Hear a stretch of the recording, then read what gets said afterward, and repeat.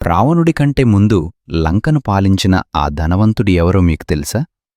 ఆయనే ధనాధిపతి కుబేరుడు. కుబేరుడు మరియు రావణుడు ఇద్దరూ విశ్రవ మహర్షి సంతానమే.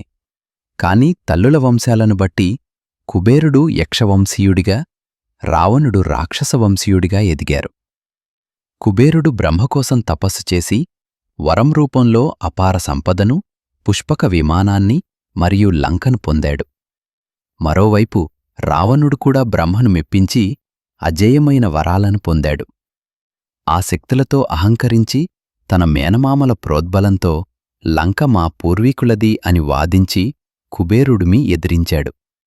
తండ్రి మాట మేరకు కుబేరుడు లంకను వదిలివెళ్లినా రావణుడు అంతటితో ఆగక కుబేరుడిపై దాడిచేసి పుష్పక విమానాన్ని బలవంతంగా లాక్కున్నాడు. అలా కుబేరుడు అల్కాపూర్కి వెళ్లగా రావణుడు లంకాధిపతి అయ్యాడు.